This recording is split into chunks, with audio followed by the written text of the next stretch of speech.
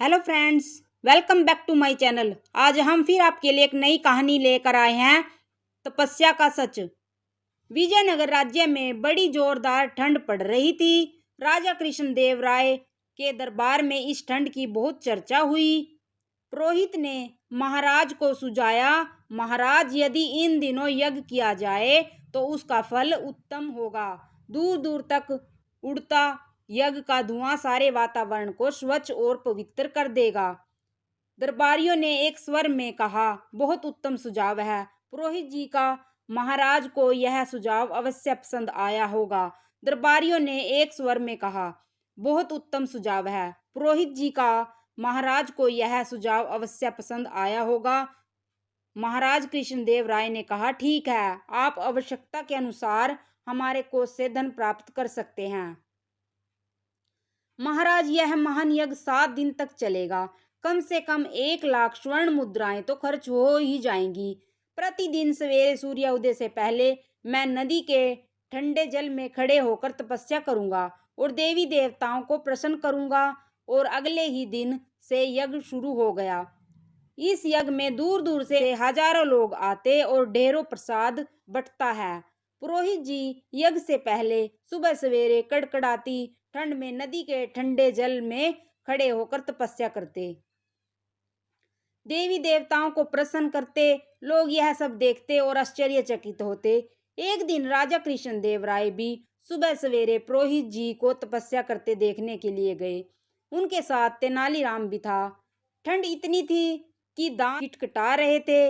ऐसे में पुरोहित जी को नदी के ठंडे पानी में खड़े होकर तपस्या करते देख राजा कृष्णदेव राय ने तेनालीराम से कहा, आश्चर्य, अद्भुत करिश्मा है।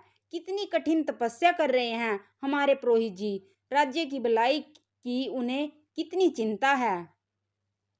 वह तो है ही, आए महाराज जरा पास चलकर देखे पुरोहित जी की तपस्या को, तेनालीराम ने कहा। लेकिन पुरोहित जी ने तो यह कहा है कि तपस्या करते समय कोई पास ना आए, इससे उनकी तपस्या विघ्न पैदा होगा। राजा ने कहा, तो महाराज हम दोनों ही कुछ देर तक उनकी प्रतीक्षा कर ले। जब पुरोहित जी तपस्या समाप्त करके ठंडे पानी से बाहर आए तो फल फूल देकर उनका सम्मान करें। राजा कृष्णदेव राय को तेनालीराम की यह बात जच गई। वह एक और बैठकर पुरोहित को तपस्या करते देख रहे।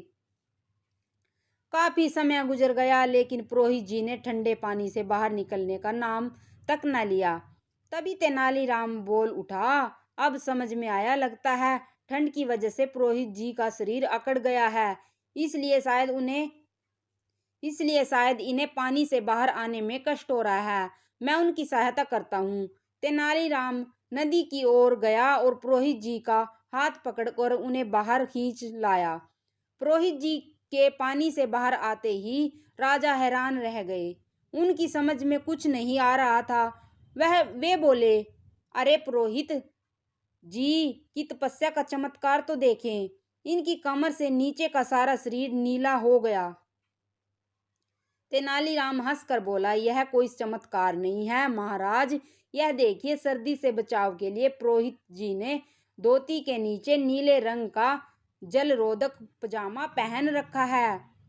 राजा कृष्णदेव राय हंस पड़े और तेनालीराम को साथ लेकर अपने महल की ओर चल दिए। पुरोहित दोनों को जाते हुए देखता रहा। Thanks for watching.